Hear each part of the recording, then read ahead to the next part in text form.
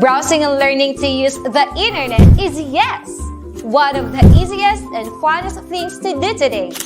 A click here, another click there, and we can be anywhere. You can meet people from around the world. Hi!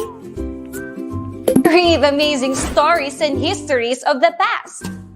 Ooh. And even have a glance of what may be seen in the future.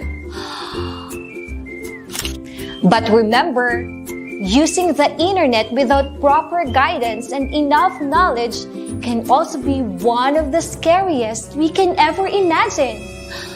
Ooh!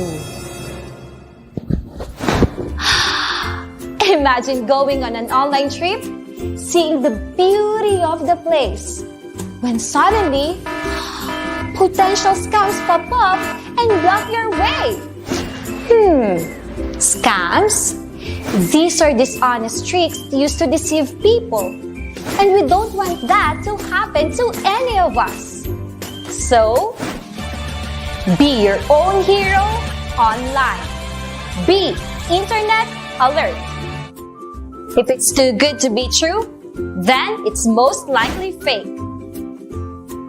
Fair exchanges shouldn't ask for your personal information.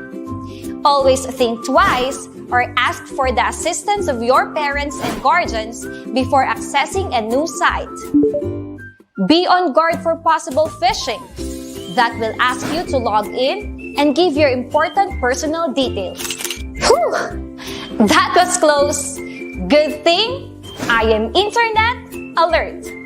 Remember, any effort to steal your information may be a form of scam. So always trust your intuition and distinguish what's real and what's fake online. This has been your online hero, Ma'am Jennifer, reminding you to beware by being aware, keep your learning safe, and don't fall for fake.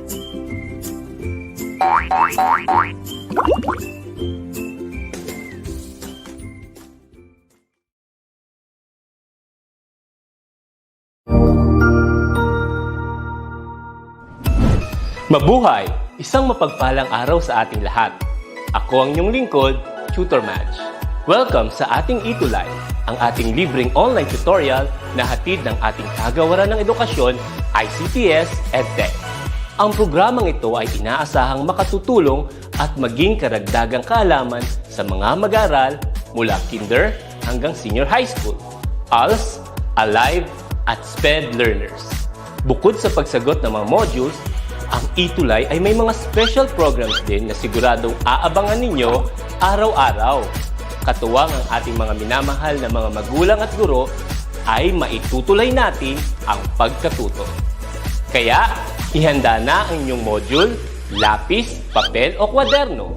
Ihanda rin ang isip, mata at tenga sa isa na namang makabuluhang aralin. Tayo nang matuto kasama ang inyong volunteer online tutor sa oras na ito.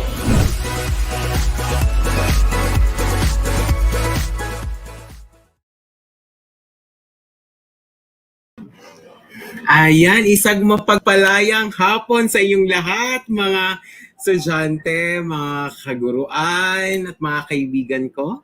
Hello, Tutor Jen! Hi! Hello, Superrogar. Good afternoon. Hello, good afternoon, everyone. So we are now live here at ETUlay tutorial. Ayan, hello, Tutor Jen. Kamusta ang iyong weekend?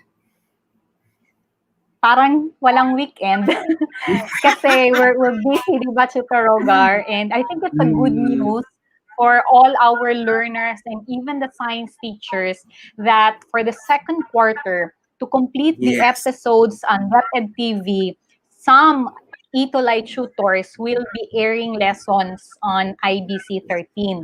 So abangan po nila ang schedules sa Science 7.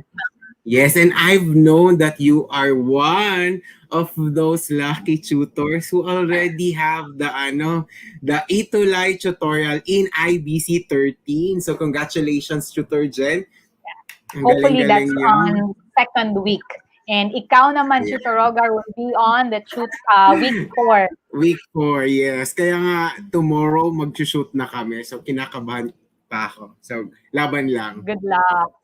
Yes. So welcome ngayon, everyone, and we welcome. are now on the second quarter of the school Yes, so year. second quarter na, 'di ba? So napakabilis talaga ng ikot ng mundo, Tutor Jen. Parang kailan lang na nag quarter 1 tayo, and then here we go already in our quarter 2, module 1. Maraming salamat po sa mga nagtangkilik, sumubaybay at nagbigay ng suporta, 'di ba? Tama. And I remember Superrogar quarter 1, yung sa art card natin is mentee pa yung nakalagay. Pero ngayon, ano na, tutor. Yes, isa ka na talagang Tutor. Thank you ganap very na much. tutor. Yan. Congratulations, Tutor Jen. I am so proud of you as in. Thank you. And, ayan, Superrogar, dahil very Yes. supportive sila sa atin nung first week, ngayon naman, we'll give them 1 minute to share our live sessions. Yes, oo. So we are Yes. asking you to share our live session in this ETUlay tutorial, lalo na this grade 7. Please share and like our, it is in our social media platforms, in DepEd EdTech, DepEd Tayo, Unit Facebook page, also in the YouTube, the DepEd Philippines YouTube channel, DepEd Educational Technology Unit YouTube channel, and DepEd TV YouTube channel. So please subscribe also, and like, and also share our program. Ayan. Okay, so please do share our session now on your share it on your different group chats, on your wall, public chat, para mas marami po tayong maabot ng mga Science 7 learners nationwide and even abroad. Superrogar, di ba? We have si Ma'am Yes. Janet Patayon from last quarter. She's not from the Philippines. She's based abroad, but she's watching with us. Wow. So, hello po, ma'am. So, marami tayong tagapanood ngayon. So, hello sa inyong lahat. Lalo na sa Region 11. Hello po ating mga mababait na mga division supervisors, and also our regional supervisor in science and mathematics, Dr. Berangoy. Hello po. And our division superintendent in science is also watching with us right now. Hello po, Ma'am Faye. Wow, Ma'am Thank you for Faye. support. Hello po, Ma'am Faye. Yan. Hello. Yes. Superrogar, I Mm. believe nabigyan mo na ng prize ang isa sa ating top 5 learners ng quarter 1. Yes, and he's coming from Francisco Bangoy National High School, si Xavier. Ngayon, nananawagan kami, si Mark, si Minette, si Ian Martinez, at saka si Daniel, to give us, chat lang po kayo to have your prize. Diba? Kasi we are still waiting for you to have your prize na. Diba, Tutor Jen? Yes, so nabigyan na natin ng isa. We're waiting for the other 4 for your information so that we know how to reach out to you and give you your prizes. Yes, thank Congratulations. you so much. And I am very happy kasi marami talaga ang sumabaybay sa ating program. Ayan. Okay, so this week, Superrogar, it's week 1 of the second quarter for Science 7, and we will learn about the microscope. Wow. Napaka-exciting talaga na topic na to. Ito yung aking sinubaybayan nung ako'y nasa high school pa, na gusto ko talagang gumamit ng microscope. 'Di ba? I remembered when we were in high school also, we were laughing kasi one of our classmates, she was asked to have a cheek sample. So, kami tawa ng tawa. When we viewed the cheek sample, that's when we appreciated, when we realized how valuable the microscope is. That we've seen the minute details of the cheek. Kaya nga, 'di ba? Okay, so Science 7, Quarter 2, Week 1, the microscope. So don't forget, while you are posting, you have to put hashtag Science Tutoroggen and hashtag Science ETUlay 7 for you to be recognized. Ayan, so we are very excited to teach the microscope in a virtual way. I know this is very, very hard for us that we cannot take or teach you face to face, but here is what we call the new normal of learning. Yes, and if you want to share your insights, your learnings, you can post that and use these hashtags, and we will be able to see them on social media. Yes, correct. The ating Okay. reference this week is the Central Office module with the title The Microscope. This is from DepEd SOC Sergeant. That's region 12. Thank Wow. you very much. Thank you so much, Division of Soc Surgeon, And what's for our our. most essential learning competency, Tutoro? Okay, so our most essential learning competency is to identify parts of the microscope and their functions. So for the lesson one, we will have it is divided into two lessons. We have the lesson one, the brief history, and for the lesson two is are the parts and functions. Ayan. So we have reminders for you. I will read Yes, the oo. first Go. 4 reminders, and Tutor will read the reminders 5 to 8 for you. So this tutorial is module based, and you are also given modules in your schools. So for this task, we encourage you to take the pre-test prepared at the start of the module. And as you do, you answer the pre-test as honest as you can. Second, you take time in reading and understanding the lesson. Follow instructions carefully. Number three, Mm-mm. use a clean sheet of paper for your answers in each activity or assessment.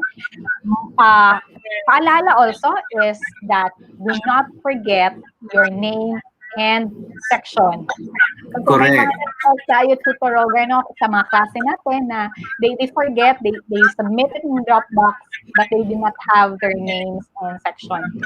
And number four, Correct. try to recall and connect the ideas that you had in the previous grade level. Okay. Before we continue, Tutor Jen, ha, I would like to remind lang also and to announce that every end of the quarter, we will have a recognition.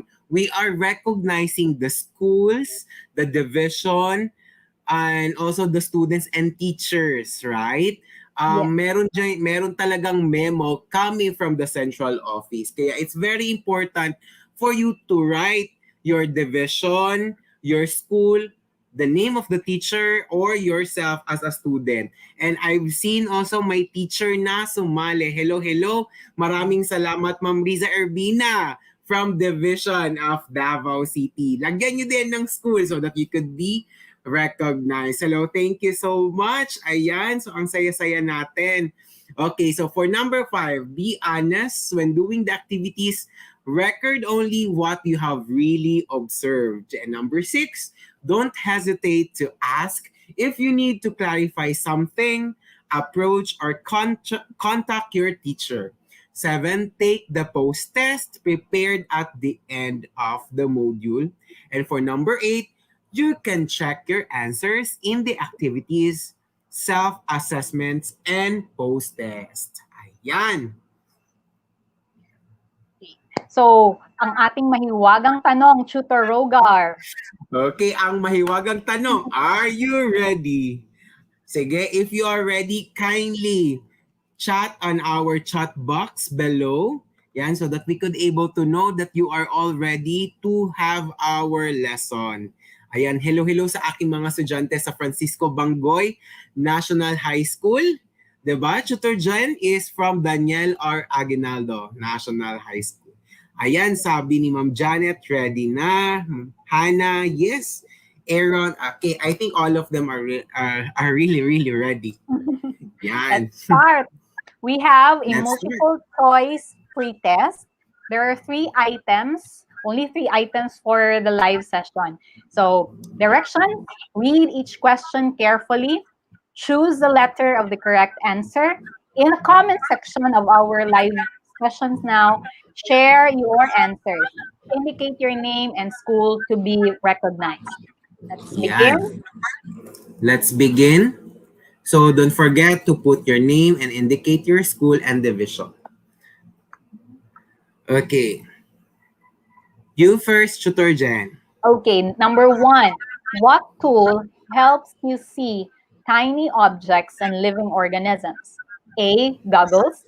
B. Microscope. C. Stethoscope. Or D. Telescope. Ang bilis, so may nakasagot na. No, ang bilis naman.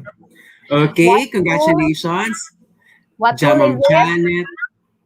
Ayan. So Marjon, Alriza, all of their answers are letter B. It's microscope. Okay, that's correct. Okay. Microscope. So Ang don't forget to put... stethoscope, Sige, Superrogar, continue. ito, I have a sample. Wala namang Ayan. sumagot, diba? Yan, we have a sample. This is a stethoscope. Stethoscope. Para saan ang stethoscope, Tutor Jen? We use this tool to listen to sounds created by the heart or the lungs or in some cases of veins when we listen to the blood. We want to determine the blood pressure manually with another device. This one lets you hear the sound. How about the telescope, Mr. Rogar? Okay. The telescope naman is to see far objects. Yan. So, ginagamit ang telescope para makita yung nasa malayo. Diba? And if you say, yung goggles naman ay ginagamit to protect your eyes from dust or any microorganism going inside in your eyes. I know that very important talaga ang mga mata kaya we need to protect it. Especially in laboratory activities. Yes. Ayan. For items 2 and 3, we have here a picture of a microscope. Ito yung talagang literal na multiple choice. They have letters A to L. These are all their choices. So for question number 2, what part moves the body tube and the objectives up and down? Oh. What Saan part dyan? moves the body tube and the objectives up and down? By the way, Tutor Jen, I would like to remind the students and the participants and the teachers as well to put your name after your answer. To put your name or the name of your school and division so that we could able to know if saan kayo na division at anong school kayo for you to be recognized properly. Ayun. So, according to Majing from Genevieve Palace Bago Oshiro National High School, it's letter B. Sabi niya. Correct answer, Chutaro, Okay. is letter A. We have here a knob that moves the body tube and the objectives up and down.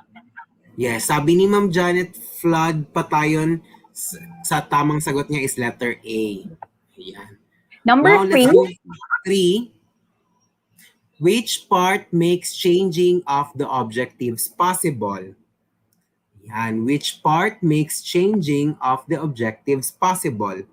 sagot ni Krisha May Lasala is letter B. Jasmine Segondino also answered letter B. Sige, let's see. Correct answer? It's letter L. Where's letter L? Ayun. Ayun ang letter L. Sige. So, when we learn about the microscope, we also try to connect what other tools do we use to make things appear bigger. Let us know in the comment section. Can you name some of the tools which we can use to make things bigger other than the microscope? Correct. Ano yung mga bagay na pwedeng gamitin para mas mag-magnify pa yung isang object aside from microscope? Tama ba ako, Tutor Jen?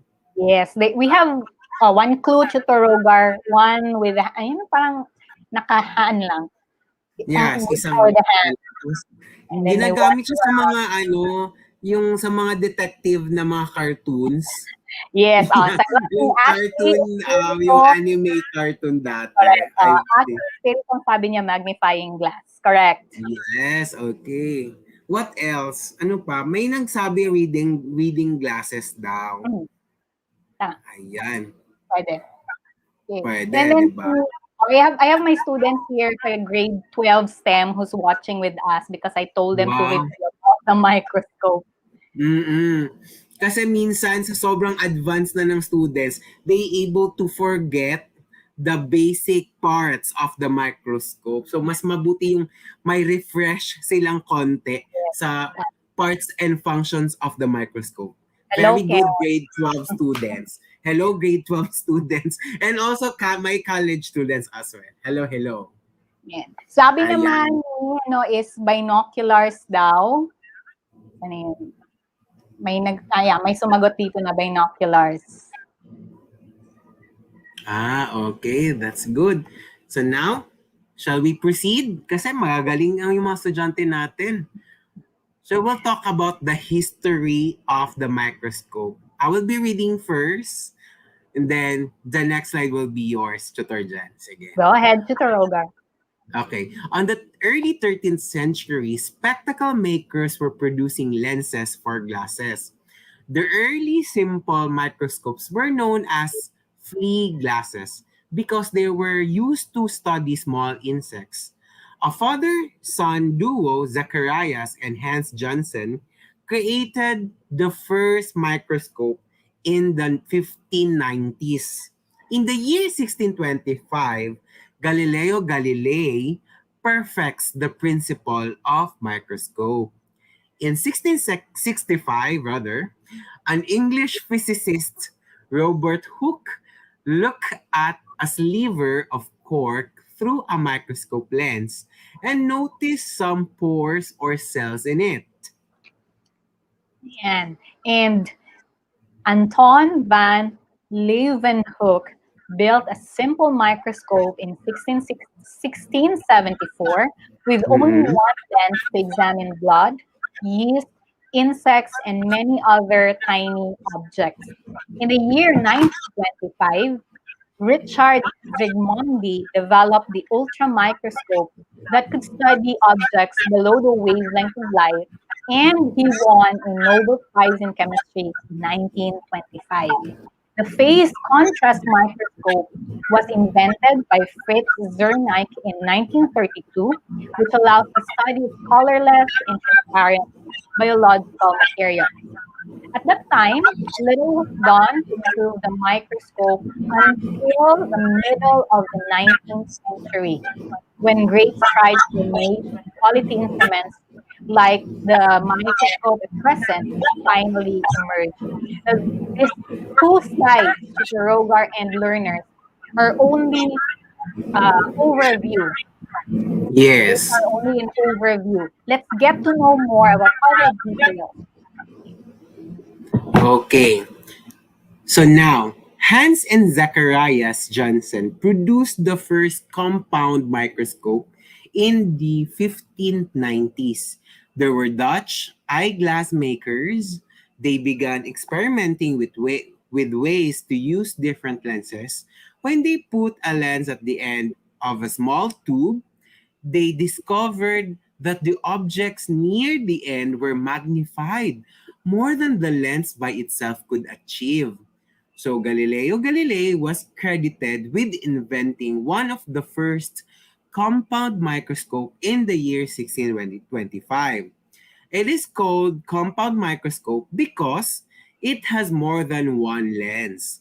He added a focusing device to his microscope and of course went on to explore the heavens with his telescopes. In 1665, Robert Hooke had access to many microscopes available in Royal Society of London. He examined everything he could get his hands on. When he examined a very thin slice of cork, he thought the close-up views resembled small empty rooms. It reminded him of small rooms found in monastery. Thus, he named these rooms cells. This gives way to the discovery of cell. Yan. So the term cell is coined by Robert Hooke. So Yes.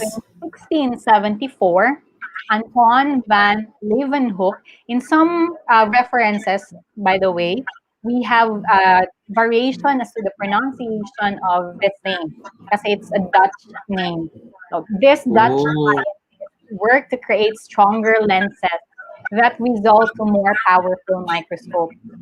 Anton van Leeuwenhoek was one of the first scientists able to observe bacteria movement in a single drop of pond water. The prototype for the compound microscope was credited to Joseph Jackson Lister in 1830, which reduces spherical aberration or the chromatic effect by showing that several leaf lenses used together at certain distances gave good magnification without blurring the image. Yes. Okay. Ernst, how do I pronounce? Ernst Abe. Okay. Correct, Research Director of ZIS. Tama ba? ZIS? guys. Zeiss Optical Works wrote a mathematical formula called the Abbe sign condition. His formula provided calculations that allowed for the maximum resolution in microscopes possible in 1872. In 1903, Richard Sigmundi developed the ultra microscope that could study objects below the wavelength of light. Wow! And he won the Nobel Prize for Chemistry in 1925. Fritz Zernick or Zernick, tama ba? Invented the phase contrast microscope in 1932 that allowed for the study of colorless and transparent biological materials, for which he won the Nobel Prize in Physics in 1953. Wow. In 19th century, companies in Germany like Zeiss and an American company founded by Charles Spencer began producing fine optical microscope. Yun.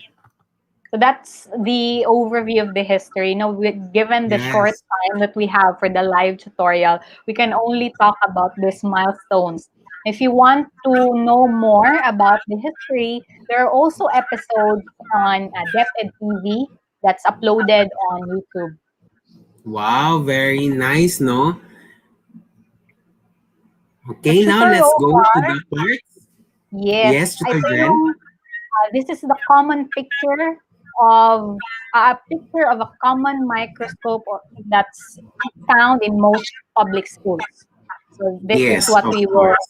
examine this afternoon. Mm. So you can take a screenshot now or mabilis mag-draw, you draw it, and then we will have the part discussed one at a time. Yes. Actually, if you have your microscope with you as well, pwede din, di ba, Tutor Jen, na you can also look for the eyepiece and so on and so forth. Now, these are the parts. Shall I read all the parts, Tutor Jen, first? So we have the eyepiece, the coarse adjustment, the arm, the fine adjustment, the base. And then on the right side, body tube, revolving nose piece, objective lens, ayan. There are three lenses for the objective lens: stage clip, diaphragm, and mirror.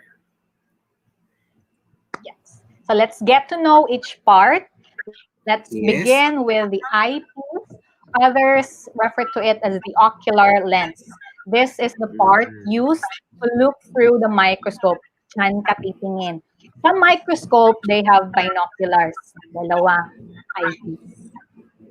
Mm. And we have a body tube here that's connected with the eyepiece. And its main task is, of course, to hold the eyepiece. This is the body tube. Ayan.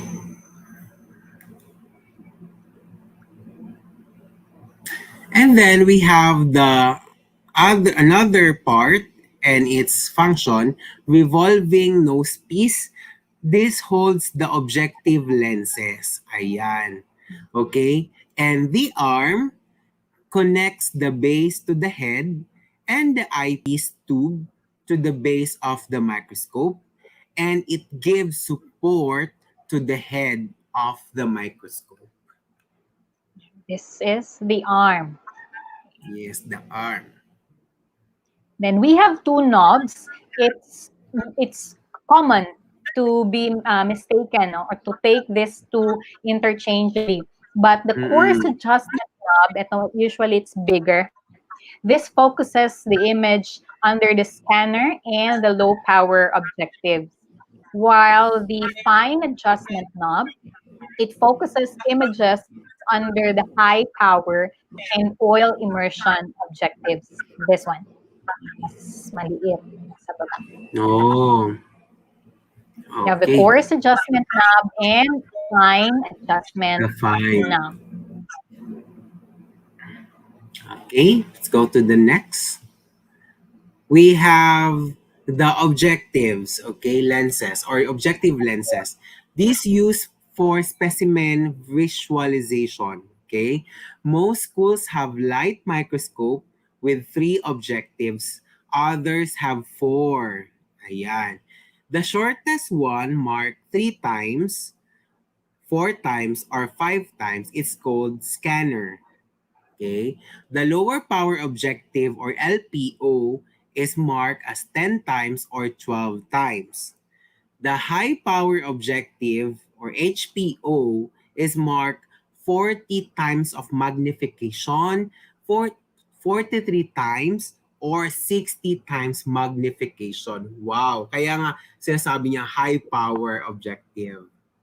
Yes, and our learners, for a refresher, we see these markings of the magnification on the sides of the eyepiece Mm-mm. and the sides of the objective lens. Yes. Yan. And then we also have the stage, itong black, the picture. Yung parang, That's the para talaga siyang platform. Yeah. stage. Stage. The platform that holds a specimen or a sample for viewing. But we do not place the specimen directly on the slide. We Correct. use, anong tawag mo doon? We use slides, glass slides. And then we have the stage clip. Ito, ang ipit. The stage Ayan. clip holds the specimen in place, or the slides, the glass slides in place. So we have a glass slide and then cover slip. Tapos, papatong mo dito sa stage, iipit si stage clip. Para hindi magalaw-galaw yung specimen, di ba? Okay. Next will be the diaphragm. Controls the amount of light that passes through the specimen. And we have the last one, the mirror. Okay. Reflects light from an external light source up through the bottom of the stage. Pero, Tutor Jen, meron na tayong tinatawag na electronic microscope. Diba? Wherein mirror and diaphragm is not already part of the electronic microscope because kaya nga siya nag-electronic kasi ano na siya parang powered by current or electricity. And mas maganda na rin yung image quality that we see Yes, through correct, an correct. electron microscope. Kaso lang, And then compared to compound, mas mahal yung electronic microscope. Sige, go Tutor So, Jen. Kaya siya in most schools, we have this compound microscope. In as much as possible, we can have 2 students into 1 or 1:1. Depende sa population ng school. Mas madali siyang ma-acquire. Diba? Mas marami tayong ma-provide for the learners. So last part is the base. You have here That's the base. The function is it supports the microscope. So, reminder natin dito is for our learners, when you carry the microscope, always use two hands.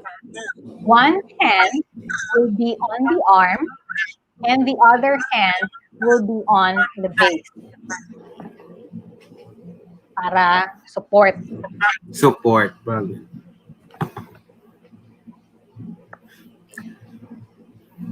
That's why, Tutor Jen, no, we need to be careful in using talaga microscope, 'di ba? Because microscope is really sensitive, most especially on the lenses, right? Kaya kailangan Yes, be madali careful siyang talaga tayo. maka-scratch. Yes. I think we have also a lesson wherein we're going to teach on how to handle and clean the microscope. Tama po ba, Tutor Jen? Is it part of Ah, our competency? dapat siya sa week 2. Week 2, Covered siya ng yes. week 2. Focusing specimens using the microscope, so we'll have more of the magnification, and we will Mm. also include proper care or handling of the Ang microscope. proper handling and proper care of microscope. Ayun. So, di ba, ang saya-saya. Kahit na nasa pandemic, at least they've already have the idea on how to take care and at the same time, to know the parts and functions of the microscope. Very good. Yes. And as learners, there's Yes. more that you can do since we are in a pandemic now and you are in distance learning modality. Correct.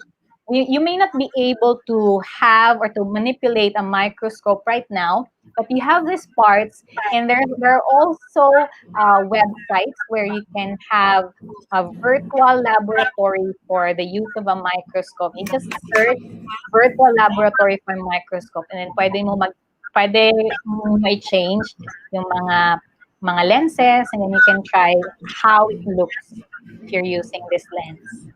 Wow. Okay. And Superrogar, and Yes. what else can our learners do? Okay. Now, in this time of COVID-19 pandemic, here's the challenge. How useful is the microscope in detecting the viruses? You may share your outputs on social media and use the hashtags #ScienceETUlay7 and #ScienceTutorRogueGen. Now, at this time, can we hear some of their answers? How useful the microscope in detecting some viruses? Now we're going to wait for their answer, siguro Tutor Jen, because they are all thinking, and then and after that they could able to share on their wall the answers. But as of now, we will be happy if you are answering in our chat box the Yes, or sa essential comment. question. Yes, the Yes, comment section. the comment section. Oh yes. Anyone who would like to ano?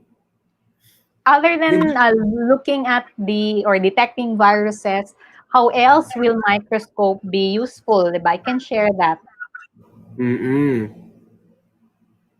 We're looking at the comment section, Tutor and since we started the live session, we have new schools for this quarter. Kasi suki na natin sina Baruya High School, we have from Santa Lucia National High School, yung mga suki na natin yung si LFG Diamantina. Now we have from Buhangin National High School, Pulong Buhangin National High School. Ayan. So, I would like, ayun, sabi ni Renz, may mga sagot na rin. Sabi ni Renz Guyver Galyanta for inventing effective medicine po for the virus. #Imelda, Integrated Secondary School, Malabon. Wow, thank you.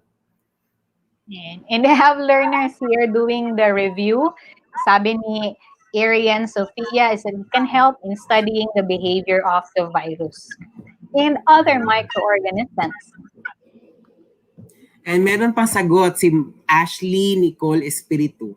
The microscope is very useful in many ways because we can So we can see something so small and very tricky to understand its cells and how it can replicate or how it functions if it has a host or an organism to be inside of it from AFGBMTS. So Ito yung hindi ko folio. alam yung Hindi natin ma-remember ito yung mga complete name. Tinanong ko to last Ayun. quarter.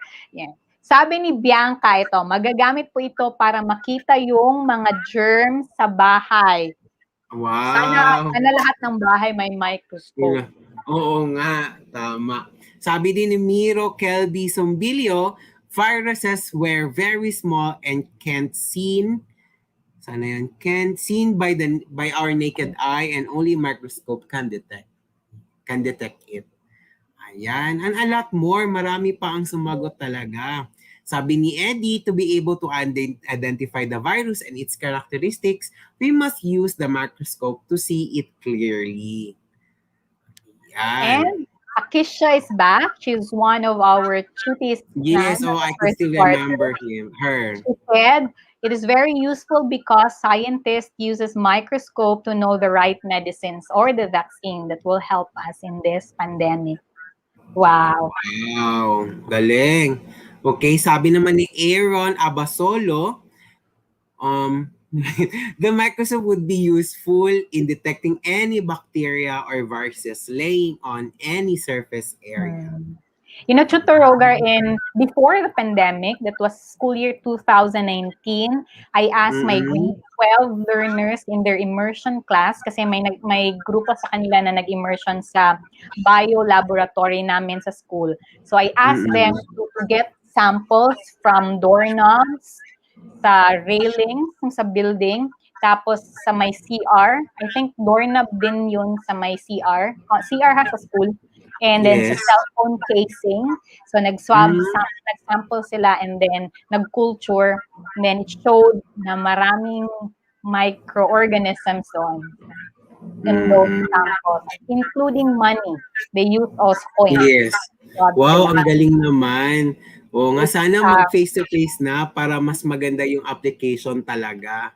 It's a reminder, yung output nila is a reminder na may mga microorganisms around us. So if we want to be safe, we should always wash our hands and use alcohol necessary. True.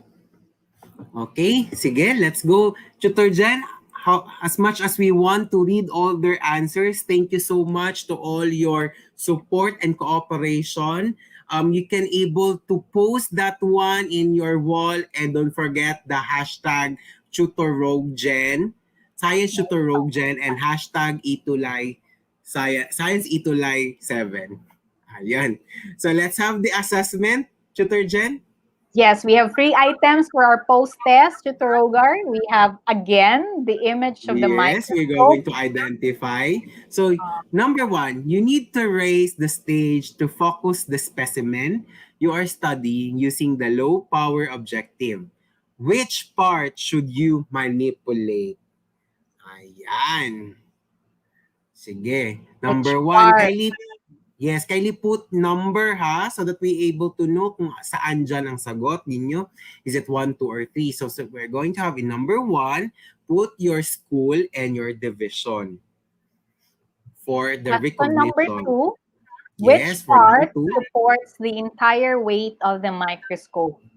So from A to L, these are your choices for 1, 2, and 3.